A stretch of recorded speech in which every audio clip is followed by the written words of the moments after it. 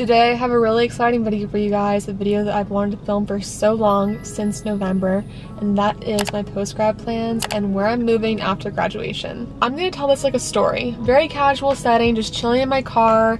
It's Saturday. It is Saturday, isn't it? Yeah. Saturday afternoon. Some of you may know, some of you guys may not know because I don't really talk about it. Haven't really shown a lot of it. I have a boyfriend. We've been together for 6 years. His name is Michael, and the reason that he hasn't been in my videos a lot and don't really talk about him a lot is because we are long distance. He lives up in Indiana, went to college at Notre Dame, and I went to college down in Florida at UF. So we were very long distance. We were at about like a 16-hour drive between us, so we didn't really get to see each other that much. There was no quick weekend trips. There was no, I'm just gonna drive up spontaneously. None of that. We had to plan our trips out in advance. It was pretty hard to go see him, honestly. I had to drive 2 hours to Orlando, fly from Orlando to Chicago, and then drive 2 hours from Chicago to South Bend. It was not an easy trip. It took a whole day to get there. Michael and I knew that if we wanted our relationship to continue after college, then we were gonna have to find a way to move to the same city. When you're in a long distance relationship, I think it's a really amazing thing. Like, I honestly expected it to be horrible, but it was the best thing for us. We improved our communication so much. You really improve your trust and you become more independent, which I think in a relationship is an amazing thing. Obviously you want to be there for each other, but you have to have your own life, your own friends, your own interests. I really am grateful for this experience, but we both knew there had to be an end in sight.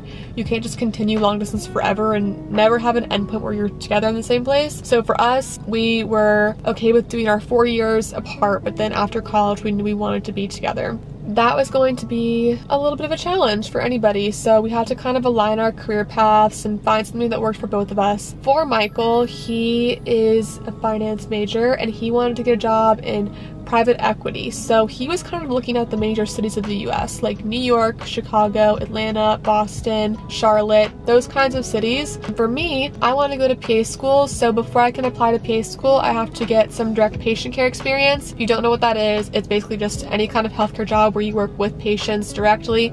So I worked as a CNA for a little bit in college, part-time. I got around 200 to 300 hours doing that, but to apply to PA school, you need between 1,000 to 2,000 hours usually, and that's the bare minimum. So if you apply with 1,000 to 2,000, you're probably not a very competitive applicant. I wanted to get double that, between 2,000 and 4,000.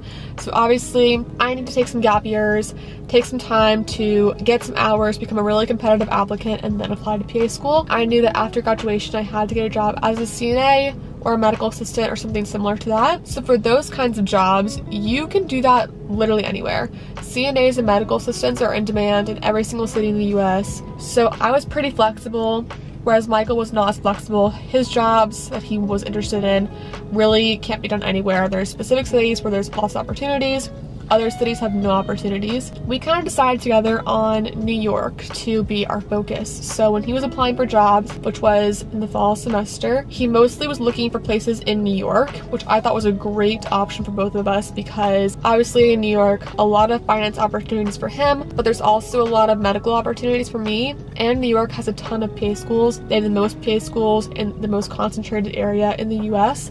So I thought it was a no-brainer, great move for us because we could go there, I could do my gap years there, and I could go to PA school there hopefully, and all be in one place. It seemed perfect. When Michael was applying to jobs, he really didn't find a whole lot in New York. I was like, okay, that's fine, but like, I just want to go to a place where I know that I'll be able to pursue my PA career as well, which he of course was understanding of, supportive of. He wanted me to find a place that I could thrive as well. When Michael was applying, he ended up finding this job in Boston that he was really interested in. I could see how passionate he was about it and how much he wanted it, and I honestly knew nothing about Boston. I had never even been there before, so I was like, okay, yeah, like just go for it if you want it. Let's see if you can get the job first. If you get the job, then we can talk about it. He ended up getting the job in Boston. Michael's someone that is willing to compromise with me and he like wants to have a conversation about things, but I could just see that this is what he wanted, and I don't ever want to stand in the way of his dreams and his wants. I told him that I feel this was a great opportunity for him. I could see how much he wanted it, and I would be very happy to move with him to Boston so he could pursue this career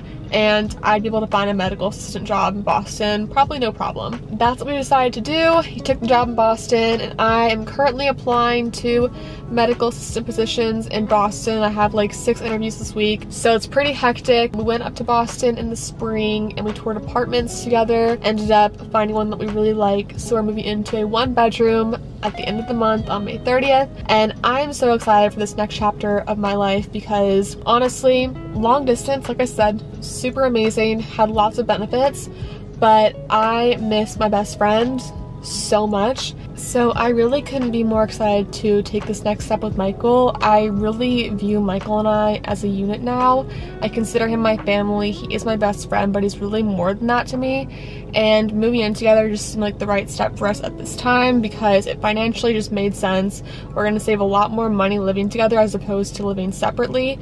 And we've been together for 6 years. I'm kind of ready for that next step and like a bigger commitment to one another. This is just something that I've been looking forward to for a really long time. I cannot wait to explore Boston together. We're both very unfamiliar with the city, but we're going to do it together and go on this next journey together, make so many memories in a new place, and start our life together.